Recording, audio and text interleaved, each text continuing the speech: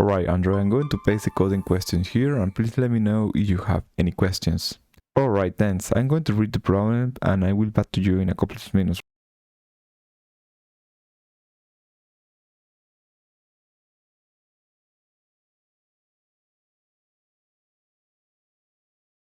Alright, so before we get started, I do have a couple of questions related to this problem. So in this example, I can see that you are only storing numbers as key and values. Do we need to validate that we only accept integers, or we can store any kind of type? Yeah, we can store any type. And the last question is, when you say a bit, we can safely remove from our data structure wherever is the key and the value pair. Is that right? Yes, depending on capacity, you can remove the item from your data structure. Alright, that's great. So I have now a better idea of the problem. So I like to follow the test-driven development approach. So what I'm going to do first is writing a few asserts or a few tests before we jump into the code. Let me just start writing a boilerplate code for our class. So we only need to receive the capacity on this LRU class. So we can do something like init, and we receive the capacity, and we can pass this for now. And basically we are going to need two main methods. This one is going to be the put, that is going to receive a key and also a value, and we can pass this for now. And similarly, we are going to need a get method that is going to receive only the key, and we can pass this for now. Alright, so I think this is the main structure of the class. So let me just go ahead and add a few unit tests to this class. Let me add this line of code to safely run the test from the same class, and let me just go ahead and copy and paste this unit test that we had here. Alright, it looks like this is not Python code, so let me just update this a little bit. Great, so let me just go back to check what we need to return on each method. So in this case, we need to return the value as the key and the get, and in the put is a void operation, so we don't need to return anything. We need to do the search looking for the get method. Let me just go ahead and validate only the get methods here. So in this case, we can add another search where if we get the 1, it should return 1. Here we have another search. If we are trying to get 2, is going to return true. And when we put 4 here, we are going to remove the least recently used because the capacity is 2 in this scenario. So let me just write down our comment here to keep track of the LRU cache. So we put 1 here. In this case, we can add it here in our cache. Then we put 2. Then we get 1. 1 remains at the top of the cache. Then we put 3. So when we put 3, we are reaching the max capacity of the cache. That means that we need to remove the least recently used. In this case, it's going to be 2. So we need to remove 2 and insert 3 at the top of the priority, and then we try to get 2. 2 doesn't exist in our cache, so we should return -1. Then we put 4, is we need to remove the least recently used, and it's going to be 1, and we insert 4 in the top. Then we try to get 1, that means that what doesn't exist, so in this scenario is going to return -1. Then we try to get 3, and 3 indeed exists, so we are going to return 3. But before we got 4, 4 is going to move to the less recently used, that is going to be at the end. Then we're trying to get 4. 4 exists in our cache, so we can return that value. So let me just add a few more tests. Let me add some strings, 8. And when we got 4, 3 is going to be the less recently used, so we need to move that to the end. And when we put 4, we need to remove 3, and we need to insert A. Is that right? We need to assert that if we're trying to get 3, it's going to be -1. But also, if we're trying to get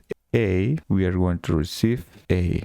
So if we're trying to put an item that already exists, we are going to do an update. So let me just add another test related to that. So at this point, 4 remains at the least recently used. So let me just add another test. Like for example, if I add a put to 4 to be 5, for example.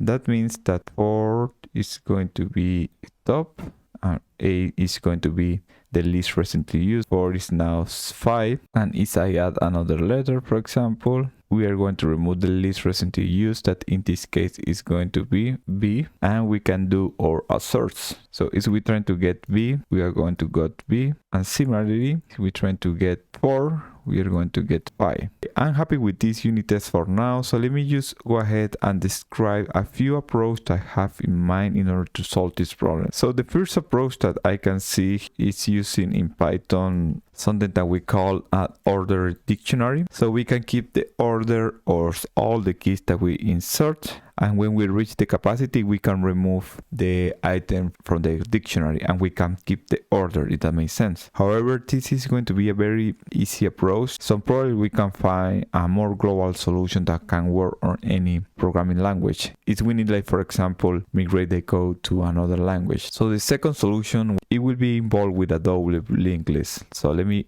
explain how that works. So in a double linked list, what we are going to do is basically keep track of the heads and also the tail of the linked list. So as this is going to be a double linked list, what we are going to do is basically recreate the same example as here. So let's say the capacity is going to be 2 and we have our double linked list here. Next, we initialize our double linked list that at the beginning we are going to initialize pointing the head to the tail. Let me write down these acronyms here very quickly. So when we initialize our LRU cache, we are going to have the head node pointing to the tail and the tail node pointing to the head using the previous node from the class node. So let's say for example that we put 1. So what we are going to do is always inserting the nodes in the head or after the head, if that makes sense. It's going to be head is going to link list to the next node. So we are going to insert 1. Next, we are going to point to the tail. The previous node from the tail is going to be the node that we just recently insert, and in the next node of the head is going to be the node that we recently insert. So let's go ahead and put another item in our double linked list. However, when we insert a new item, we always insert after the head. We need something like this. Alright, so far so good. However, here we have reached our capacity limit. So when we need to insert a new item, like let's say for example 3, we are going to need to do the following operations. So basically the first one is going to be remove the previous item from tail. So the previous item from the tail is going to be the least recently used, so we can remove this safely, and then we can insert the new item next to the head. So in this case it's going to be this. And wherever we need to do a get, like for example from 3, we need to store the nodes in a hash mat. So we are going to have BOS1 to get in the item from the hash mat. So in summary, we are going to have the insertion operation on the heads, always the remove operation on the tail, like for example where we need to do the evit policy. On update, we basically need to use update the value of the nodes, and we can do that basically because we are going to use a hash map to store the nodes. We are going to use the key, is going to be the key of the node, and the value is going to be the node itself or the linked list. This is a more universal approach. Do you want me to go ahead using the double linked list? Yes, please.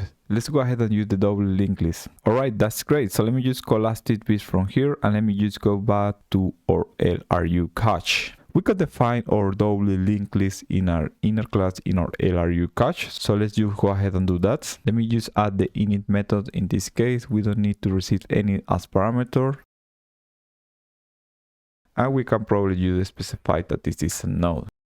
And next, we only need to initialize our LRU cache class. So we need to init the capacity. Next, we need to keep track of the size of the cache. So we can init that to 0. Next, we can use the cache here using a dictionary or hash mat. Next, we need to initialize our heads, and similarly for the tail. And next, we use add the connections that is going to be equal to head. That next is going to be equal to the tail, and similarly for the tail, that previous is going to be equal to the heads. Alright, so we can move to the next operation. It could be either put or get. Let's go ahead and start with the easier one, that is going to be the get method. The first thing that we need to do is checking if that node exists in our cache.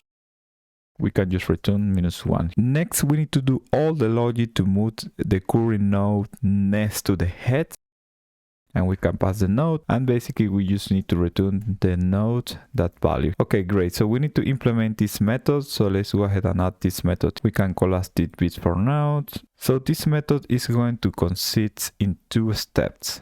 Step 1 is remove the node from the linked list. And step 2, remove the node to head or next to head. Sorry, Andrew, why do we need to remove the node from the linked list? Yeah, that's a very good question. So let me just copy this example that we got from here, this one for example, and let me just paste this here. So the thing is, when we do get os1 for example, let's imagine that the double linked list has hundreds and hundreds of items. So what we are going to do basically is to keep the operation in BOS1. We are going to get the node from the hash map. So next step is remove it from the linked list. So we just remove that. Basically is going to be something like this. And next we move the node to the next to the head. So in this case it's going to be here. And this is going to be an operation BOS1 because we have the head class in our LRU cache. So we just move to the head. Alright, that makes sense. Please continue. So basically I'm going to create another two methods here because this is going to be the remove node. We just pass a node and we are going to have another method that is basically add to head. So we can add the node next to the head. So let's just go ahead and create a method for removing a node from the linked list. That is a very straightforward. We basically just say something like we need to remove 1, 2, and we point to the tail. So let's say that we, for example, need to remove 2. We can say something like the previous node that is going to be 1 is going to be node.pref, and the new node is going to be node.next. So we can say that previous.next. So in this case, previous is going to be equal to 1. So we can say previous.next is going to be equal to the node.next. So in this case, it's going to be the tail. And finally, we just need to the new that previous equals to previous. And we just basically remove 2 from the linked list. Awesome. So let's go ahead and just add the next method that is going to be add to head. So we can add a few comments here.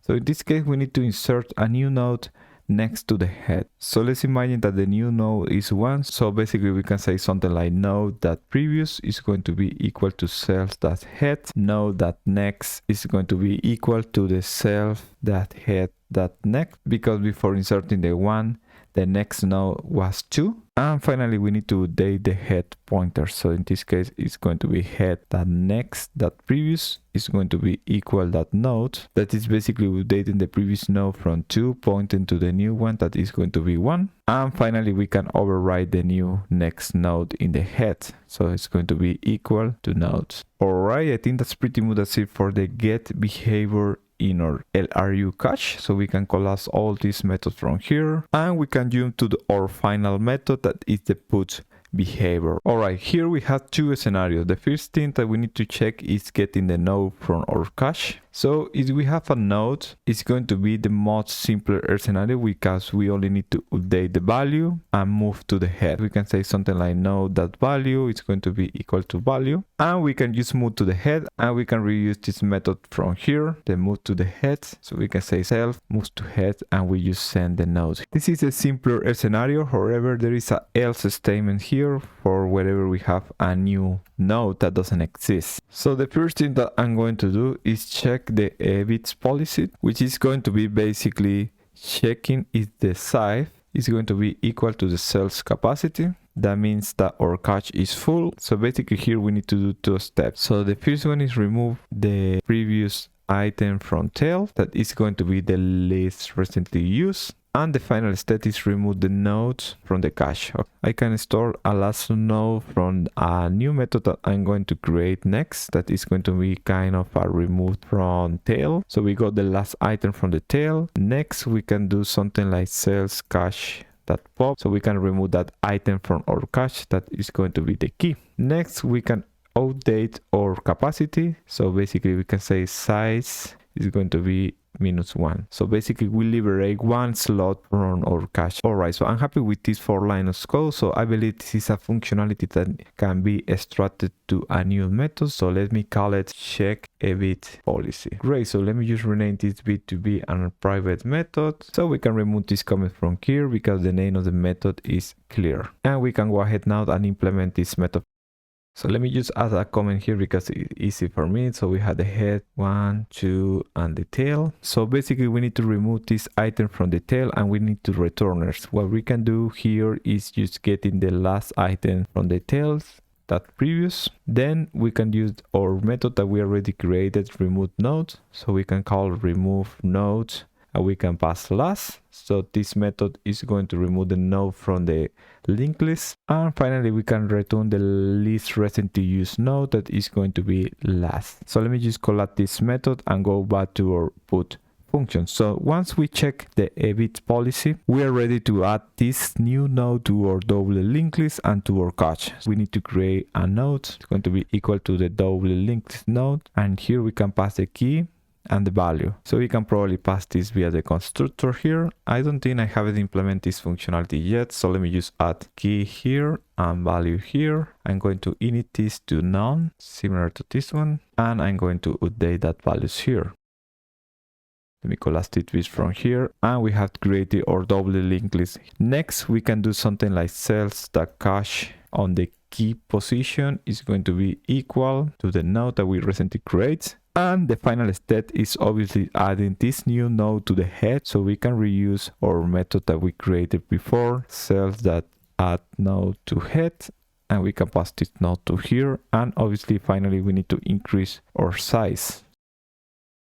Great, so I'm happy with this put method. So I think we are ready to run our test and see if we got any errors. Awesome, so let me just go ahead this unit test from here and let's see what we got. We are getting a few assert errors. So let me just take a look. Oh, it looks like we are getting a syntax warning, and we are probably need to change this one to equal. All right, so let me just run this test again, and boom, we don't got any errors. So it looks like our LRU cache is working properly. Please let me know if you have any questions. No, and that's clear. So you already explained the time complexity for the get and the put methods.